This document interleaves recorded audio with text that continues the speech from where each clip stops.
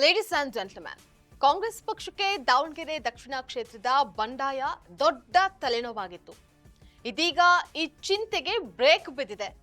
ದಾವಣಗೆರೆಯಲ್ಲಿ ಬಂಡಾಯ ಅಭ್ಯರ್ಥಿಯಾಗಿ ನಾಮಪತ್ರ ಸಲ್ಲಿಸಿದ ಸಾದಿಕ್ ಪೈಲ್ವಾನ್ ನಡೆಯಿಂದ ಕಾಂಗ್ರೆಸ್ಗೆ ಜಾಕ್ಪಾಟ್ ಹೊಡೆದಿದೆ. ಈ ಕುರಿತು ಕಂಪ್ಲೀಟ್ ಡೀಟೇಲ್ಸ್ ಅನ್ನ ನೋಡ್ತಾ ಹೋಗೋಣ. ವೀಕ್ಷಕರೇ, ನೆಲ ಜಲ ಭಾಷೆಗಾಗಿ ಪ್ರಾಮಾಣಿಕ ಪತ್ರಿಕೋದ್ಯಮ, ನೀವು ನೋಡ್ತಾ ಇದ್ದೀರಾ ಫೋಕಸ್ ಟಿವಿ. ನಾನು ನಿಶ್ಚಿತ.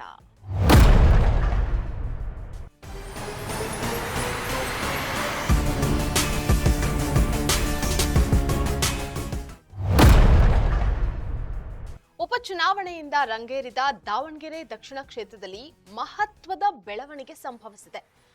ದಾವಣಗೆರೆ ದಕ್ಷಿಣ ವಿಧಾನಸಭಾ ಕ್ಷೇತ್ರದ ಉಪಚುನಾವಣೆಯಲ್ಲಿ ಕಾಂಗ್ರೆಸ್ ಪಕ್ಷಕ್ಕೆ ದೊಡ್ಡ ಜಾಕ್ಪಾಟ್ ಹೊಡೆದಿದೆ.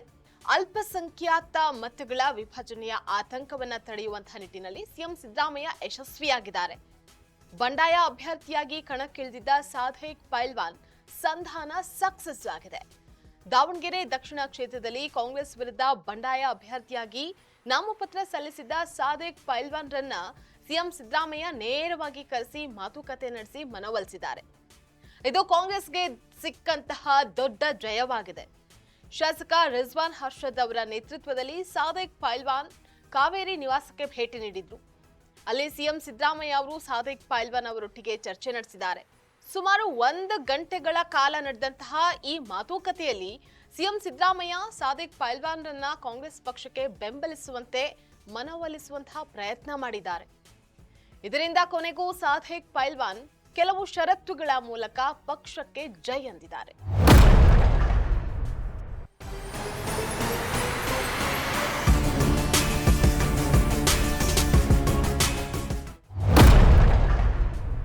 ಸಿಎಂ ಸಿದ್ದರಾಮಯ್ಯ ಸಾದಿಕ್ ಪೈಲ್ವಾನ್ ನಡುವೆ ನಡೆದಂತಹ ಮಾತುಕತೆಯ ಮುಖ್ಯ ಅಂಶಗಳು ಏನಪ್ಪಾ ಅಂತಂದ್ರೆ, ನಿಮ್ಮಂತಹ ಹಿರಿಯ ಕಾರ್ಯಕರ್ತನಿಂದ ಪಕ್ಷಕ್ಕೆ ಡ್ಯಾಮೇಜ್ ಆಗೋದು ಬೇಡ. ಮುಂದಿನ ವಿಧಾನಸಭಾ ಚುನಾವಣೆಯಲ್ಲಿ ಅಲ್ಪಸಂಖ್ಯಾತರಿಗೆ ಟಿಕೆಟ್ ಅನ್ನ ಕೊಡಿಸ್ತೀನಿ. ನಿಮಗೂ ನಿಗಮ ಮಂಡಳಿಗಳಲ್ಲಿ ಸ್ಥಾನಮಾನವನ್ನ ನೀಡ್ತೀನಿ. ಮಲ್ಲಿಕಾರ್ಜುನ್ ಅವರ ನಡುವೆ ಯಾವುದೇ ರೀತಿಯ ಭಿನ್ನಾಭಿಪ್ರಾಯ ಇದ್ರೂ ಅದನ್ನ ನಾನೇ ಬಗೆಹರಿಸ್ತೀನಿ. ಕಣದಿಂದ ನಿವೃತ್ತಿ ಹೊಂದಿ ಸಮರ್ಥ್ ಶಾಮನೂರು ಅವರಿಗೆ ಬೇಷರತ್ ಬೆಂಬಲ ನೀಡಿ ಅಂತ ಸಿಎಂ ಸಿದ್ದರಾಮಯ್ಯ ಪೈಲ್ವಾನ್ ಮನವೊಲಿಕೆಯನ್ನ ಮಾಡಿದ್ದಾರೆ.